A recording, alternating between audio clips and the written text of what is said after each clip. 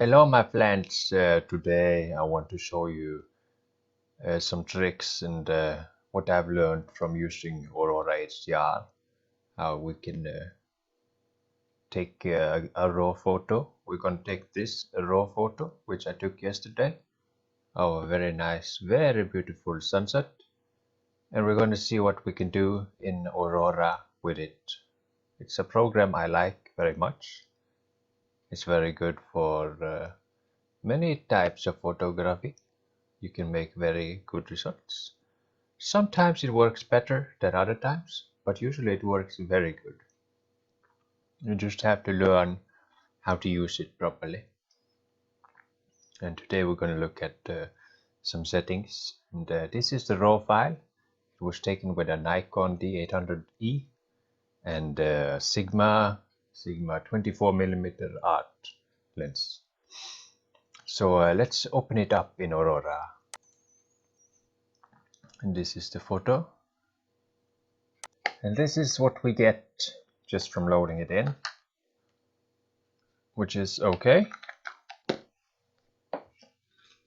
It looks pretty good, but we can make some changes. The first thing I notice is that I think there's a bit too much contrast. A little bit too much. Not very much, but just a little bit maybe. But we're just going to try and raise the exposure first.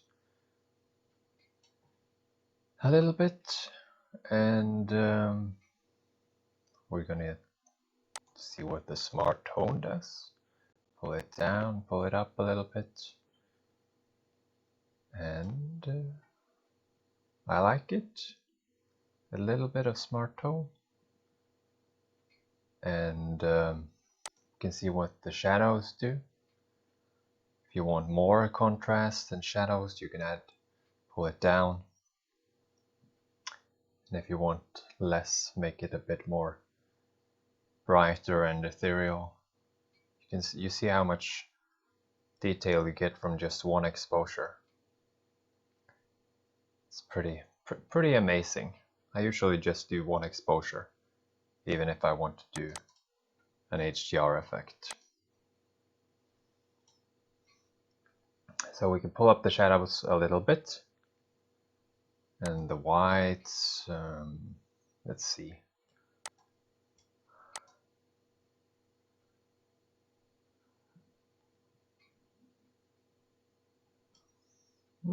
I like it. Very bright and happy. The highlights. This is very close to what it looked like yesterday. All the snow was green or bluish green and had lots of color, and the sun was very saturated and the sky was very saturated. So you don't have to do very much at all to get a really good result. And you can see if we can add more, pull down the vibrance and see what it does. But I think actually the vibrance, you don't need more vibrance here. I think I'm going to leave it at 0. I like it. You can see here if we add color contrast, pull it all the way up and you see what it does. I think that's too much. Maybe leave it on 2 a little bit. And you can push this button to see if you want to have it turned off or on. But yeah, that's nice. And often you don't really have to use the HDR effects for structure and clarity. I think it looks kind of, I don't really like that look, but I really like what the program does with photos anyway. See if we add smart structure, can be pretty good often. Adds a little bit of contrast in the finer details. So maybe just 5 on smart structure. Radiance is a very interesting effect. Sometimes I like it, sometimes I don't. It makes the image look very dreamy. You see here, adds that dreamy effect. And it adds a bit of contrast also. So let's put it on, and this is off. On or off. On or off. I've edited this photo before, so without image radiance, so maybe I'll use a little bit of radiance this time. I have periods where I really like the radiance, and then I don't want it, but I think it looked really nice for this photo.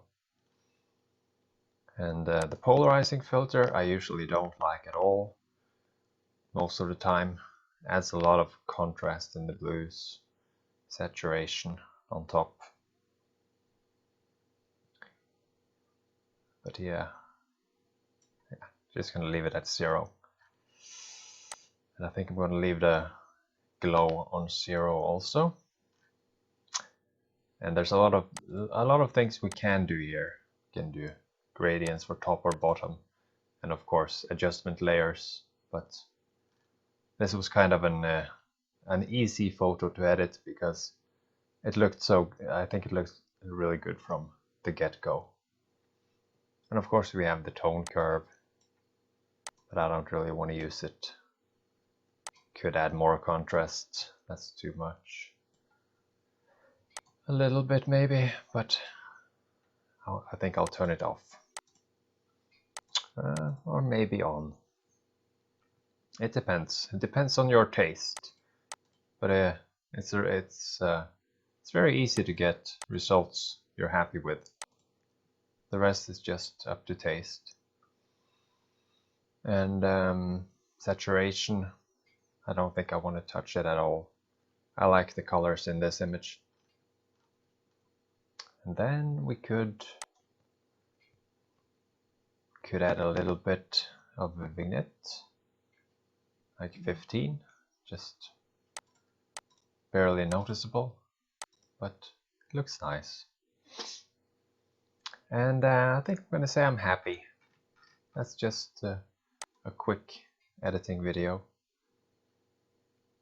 There's lots of interesting things you can do with this software, and in the beginning I didn't really understand how it worked, and I would try and use the presets, and the presets are really strange sometimes, really strange presets. And yeah, here's presets below, and some of these looked really good on other photos, but that's the thing about presets, they don't really, very rarely do they work on new conditions. Like this one is very different from some of these we're taking were long exposures on gray days, and I added saturation and it worked out, but it wouldn't work out on this photo. So we can see the before and after here. This was before, but it looks really nice also, completely raw. And then with more color saturation and more HDR effect. But it's all subjective, I mean. Depends how much contrast you like, how much color, but I think it's a really good software.